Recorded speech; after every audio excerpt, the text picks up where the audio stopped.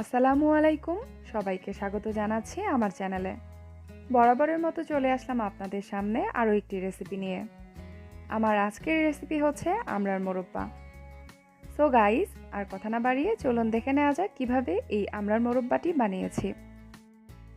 মোরব্বা বানানোর জন্য এখানে আমি 1 কেজি আমড়া নিয়েছি। আমড়াগুলোর খোসা ছিলে ভালোভাবে ধুয়ে নিয়েছি। এখন একটা কাঁটা চামচের সাহায্যে আমড়াগুলো কেচে নিতে হবে। যতটুকু সম্ভব গভীর করে খুব ভালোভাবে আমড়াগুলো কেচে নিতে হবে।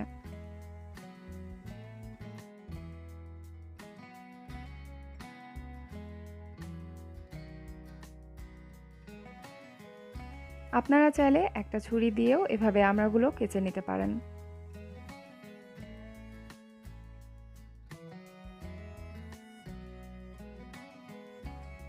তো সবগুলো আমরা কেচে নিয়েছি।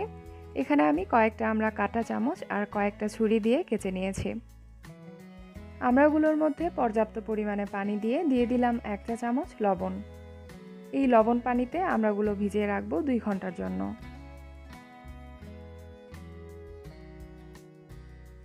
দুই ঘন্টা পর লবণ পানিটা ফেলে দিয়ে আমড়াগুলো আবারও ভালোভাবে ধুয়ে নিয়েছি। চুলায় একটা হাঁড়ি দিয়ে পানি দিয়ে দিচ্ছি 3 কাপ।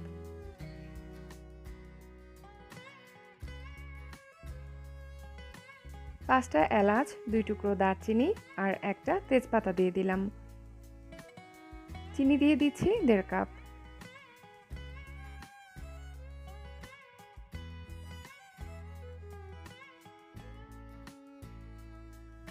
দিয়ে দিচ্ছি 1 চিমটি পরিমাণ লবণ।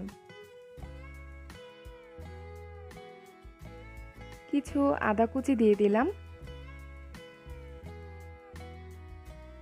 এই পানিটার মধ্যে পুরোপুরি বলক ওঠার পর আমড়াগুলো দিয়ে দিতে হবে।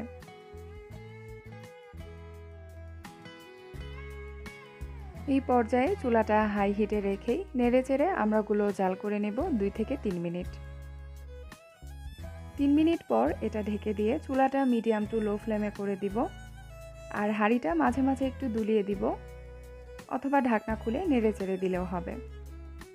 আমরার মোরব্বা বানানো কিন্তু খুবই সহজ, বাট একটু সময় সাপেক্ষ। একটু সময় নিয়ে আস্তে আস্তে জাল করে এটা বানাতে হয়। 30 মিনিট পর ঢাকনাটা খুলে একটু নেড়েচেড়ে দিচ্ছি, তারপর আবারও ঢেকে দিচ্ছি। এই পর্যায়ে চুলাটা লো ফ্লেমে করে দিয়ে জাল করে নিব আরও 30 মিনিট।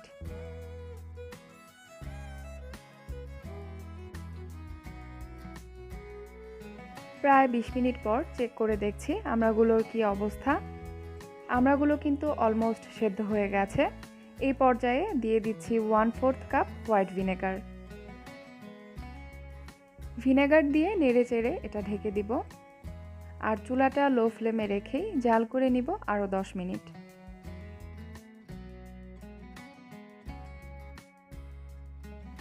দশ মিনিট পর মোরব্বার কালারটা কিন্তু অনেক চেঞ্জ হয়ে গেছে, আর চিনি শিরাটাও কিন্তু ঘন হয়ে গেছে।